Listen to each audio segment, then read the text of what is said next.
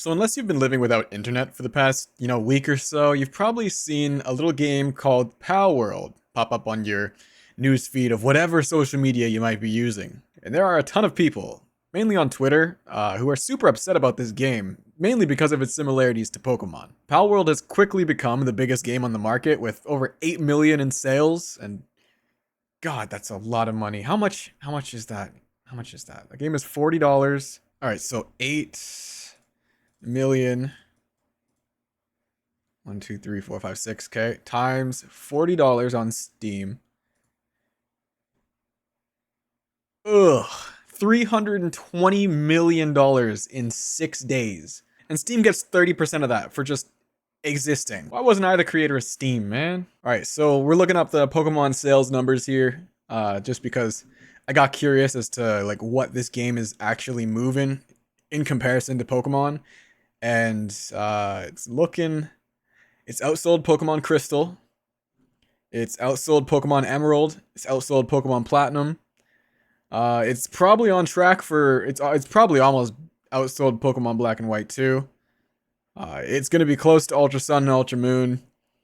The entire Pokemon Stadium franchise, 1 and 2 combined, honestly. The entire Pokemon Snap series, all of Pokemon Pinball, Pokemon Coliseum, and Gale of Darkness combined. And it's sold over every individual title for the Mystery Dungeon series, almost half of what the entire series is sold combined. It's sold over everything the Pokemon Ranger series has put out. It's outsold like just about every spin-off series that Pokemon has ever put out. Unreal numbers right now. It's kind of fucked up. But where was I?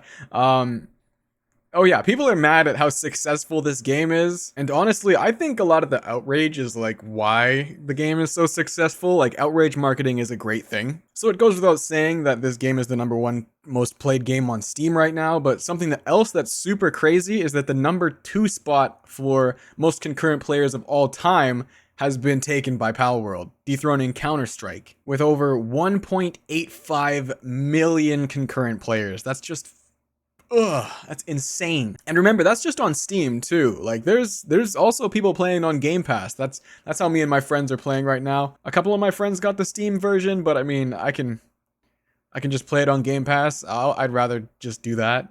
But I think it's safe to say another 500,000 people are probably playing the game on Game Pass, it would bring the total up to like 2.3 million concurrent players. So some unreal numbers are coming out for this game, but like I said, there's a lot of outrage by a lot of people that are coming out to defend Pokemon. People have been going through like the PAL deck, which is basically this game's Pokédex, and they've been comparing the PAL monsters models to the Pokemon models, and there are some striking similarities, I won't lie. But I also think this was a big part of their plan, like they wanted this game to feel really similar to a lot of different games so they can cast that wide net and draw in everybody that was looking for a little spin on the monster tamer genre or like the survival genre or even fucking Breath of the Wild. And it worked. I mean, the numbers don't lie. This game has been insanely successful. Keep in mind, one of the most wishlisted games on Steam for 2023, the day before, it completely shut down the studio in 4 days. And this game sold like 6 million copies in 4 days just because it actually delivered a good game instead of kind of leading people on. And that's not to mention that the game just kind of showed up for a lot of people. Like, unless you were like following this dev team and its development cycle, you probably didn't know that this game was going to come out a week ago. And it just became like one of the biggest games of like all time out of nowhere in like a week. And I would also like to add that this game isn't structured like a Pokemon game. Like at all. It's way more derivative of like a survival game like Ark or even like Valheim, but it also just so happens to have like a monster tamer type aspect to the game. It's not like it's the sole focus of the game is not tame monster, fight gym, go to the Elite Four. Like the structure is different. And the fact that Nintendo and the Pokemon Company were aware of this game's existence, but have declined to comment on anything regarding the game is kind of confirmation that they're not going to do anything in regards to like legal processes or anything, because the Palworld developers have towed the line really well when it comes to this game's models and monster designs. It's definitely not like copied, but you can definitely see where some of them have been really inspired by Pokemon. I did see one post on Twitter where someone was like comparing the wireframes of, I think it was Luxray, to one of the other pals, if you want to call them that. Everyone just calls them Pokemon. But they were comparing the similarities to them, but they don't really overlap. Like, you can put the PAL model inside the Luxray model, and it's like, okay, this one's a lion, and this one is also a lion, but similarities are not copyright infringement. What does constitute copyright infringement is the Pokemon mod that someone created for this game already. Like, it took 3 days for someone to put Ash Ketchum and the actual Pokemon into the into the game of Palworld. And do you know what happened to that mod? Obviously Nintendo took it down, and the creator of the mod made this cryptic ass post saying like Nintendo is coming for him and that we should pray for him.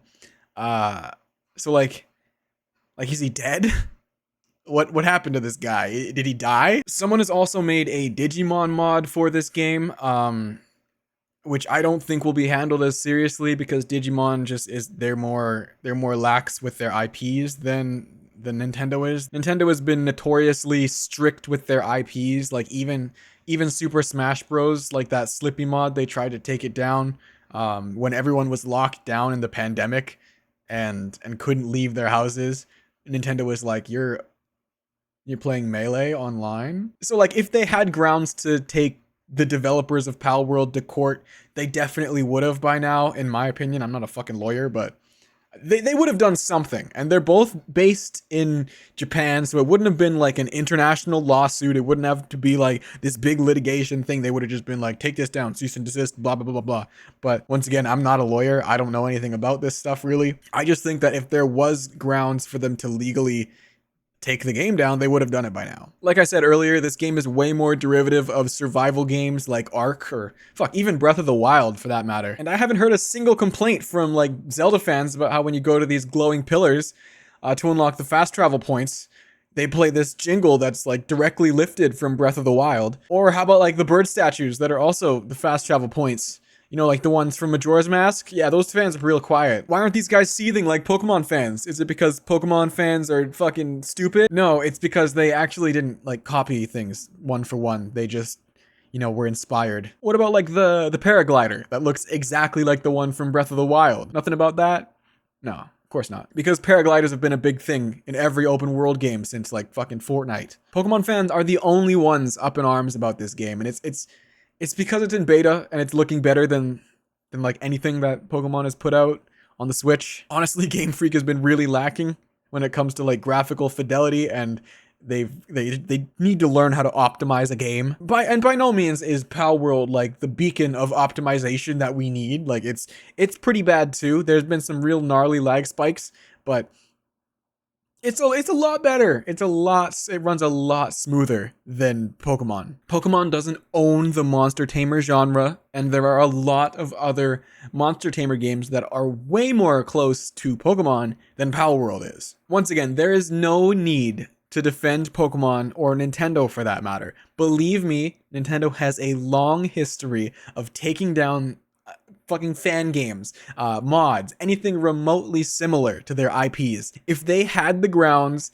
to take this game down, they would have done it before the game was even released. Anyways, that's just my little rant. That's all I have to say on this subject, really. Thanks for watching. If you made it this far, like the video and subscribe for more. I'm gonna go back to playing Pokemon with guns now, because I've been really enjoying this game. But don't take anything I say too seriously. After all, I'm just a dude on the internet. I'll see you in the next one.